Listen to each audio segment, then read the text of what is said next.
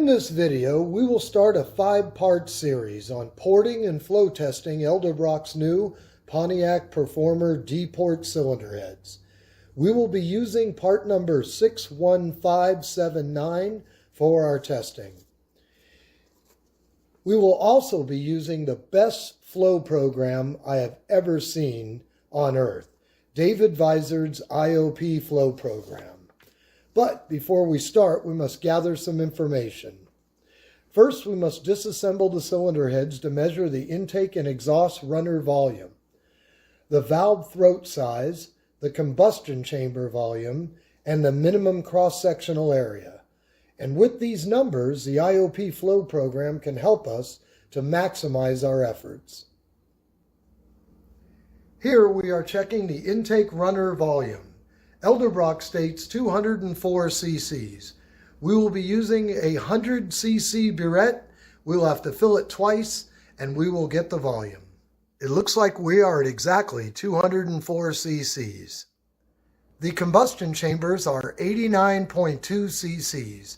Edelbrock stated 87, and they are also fully machined.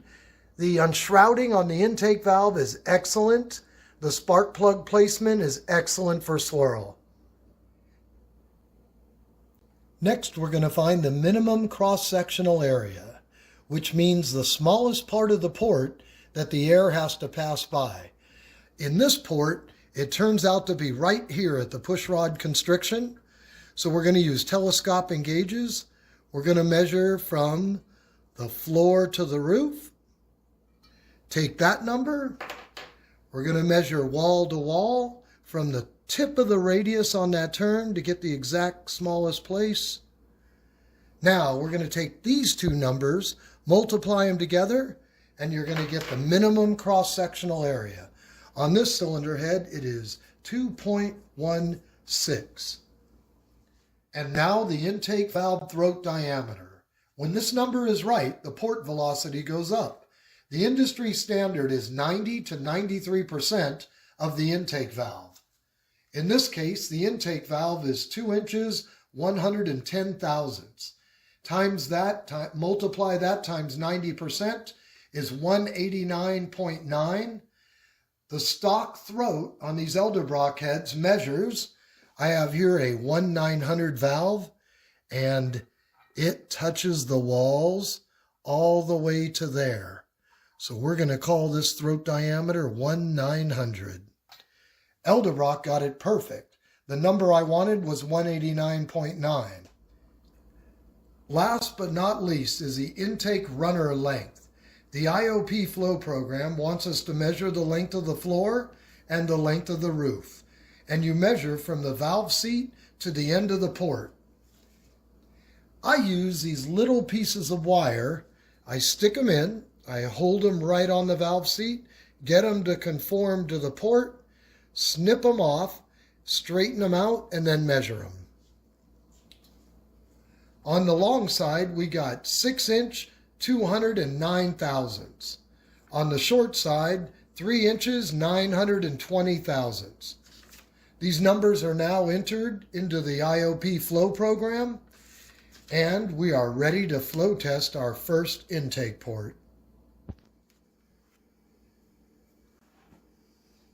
This is an out-of-the-box Edelbrock Pontiac head, 61579.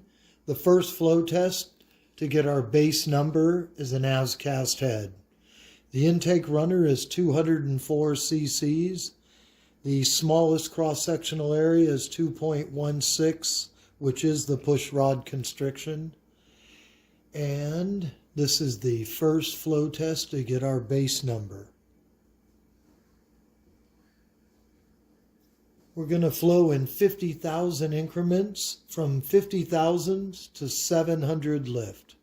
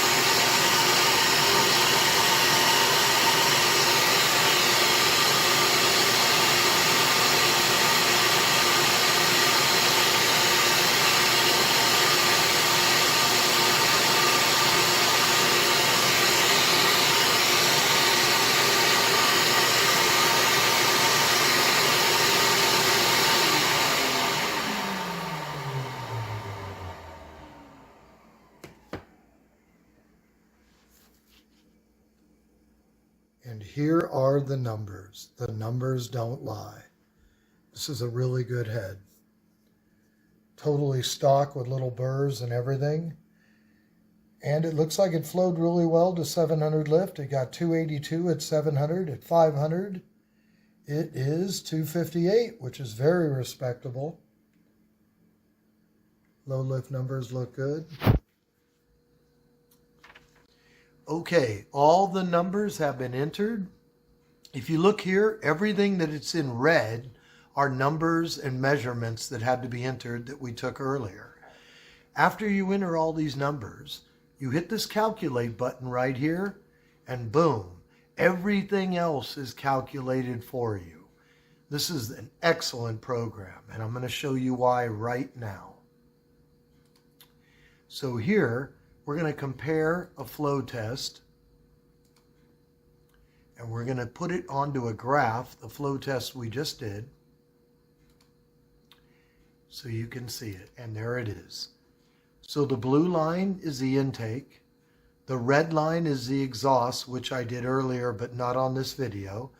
These two vertical lines are the 250D line. I'll explain that later, but here you can see our intake.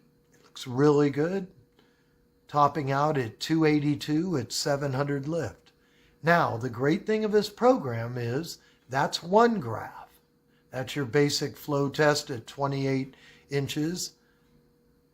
Now, you can see port energy. Port energy. I'm going to go through each one. You can see mean port velocity.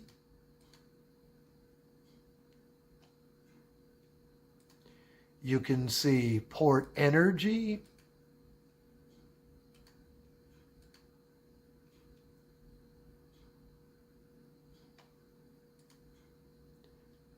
You can see coefficient of discharge, which is really important to be explained a little later. And on David Vizard's videos here on YouTube, you can find many references to this. And now we're going to start the modifications.